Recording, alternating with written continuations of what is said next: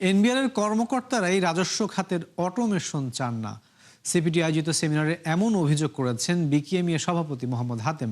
তিনি বলেছেন যে শতভাগ অটোমেশন না হলে বন্ধ হবে না বেগমপাড়া তৈরি বা অর্থ পাচার। আবাসন খাতে কালো টাকা সাদা করার সুযোগ ন্যায্যতার পরিপন্থী বলে অভিযোগ করেছে সিপিডি। কর ছাড় বা অব্যাহতি দেয়ায় সরকার কি পরিমাণ রাজস্ব হারায় তা তুলে ধরার দাবি জানানো হয় সেমিনারে। আরও জানাচ্ছেন মইনুল হাসান।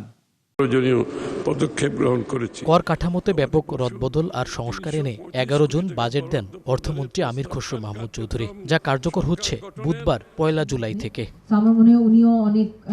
এ নিয়ে আয়োজিত সিপিডির সেমিনারে বক্তারা বলেন, বিপুল রাজস্ব লক্ষ্যমাত্রা অর্জনে বিকল্প নেই পুরো ব্যবস্থার ডিজিটাইজেশনে। আর এই ইস্যুতে ক্ষুব্ধ প্রতিক্রিয়া জানিয়ে ব্যবসায়ীরা বলেন, এনবিআর কর্মকর্তারাই চান না এই অগ্রগতি। বলেন, এটি নিশ্চিত না হলে কমবে না অর্থ পাচার, বন্ধ হবে না বেগমপাড়া তৈরির প্রবণতা। If we look at the GDP of the country, we are the 35th largest economy in the world.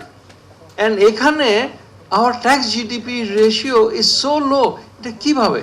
Automation আসলে আমরা এই পর্যন্ত যতটুকু দেখে আসছি, এটা অনেকজনই অভিযোগ করে এটা এনবিআর এর লোকজনই অটোমেশনে আগ্রহী না। অটোমেশনটা যদি একটু জোর দিয়ে করেন, এইটা কিন্তু করতে দিচ্ছেন না। কারণ এটা যদি করতে না দেন তাহলে আপনার আরো বেগমপাড়া তৈরি হবে। এই ব্যবসায়ীরা কিন্তু বেগমপাড়া তৈরি করে নাই, ব্যবসায়ীদেরকে শেখানো হয়েছে কিভাবে বেগমপাড়া করতে হয়। কারা শিখিয়েছে এটা আপনারা জানেন। প্রস্তাবিত বাজেটে আবাসন খাতে কালো টাকা সাদা করার সুযোগ ন্যায্যতার পরিপন্থী বলে মনে করে সিপিডি। বক্তারা বলেন, প্রত্যক্ষ কর আদায়ে জোর দেওয়ার বিপরীতে ৩৮% রাজস্ব আদায়ের লক্ষ্যমাত্রা ধরা হয়েছে ভ্যাট থেকে, যাতে চাপে পড়বেন নিম্ন আয়ের মানুষ।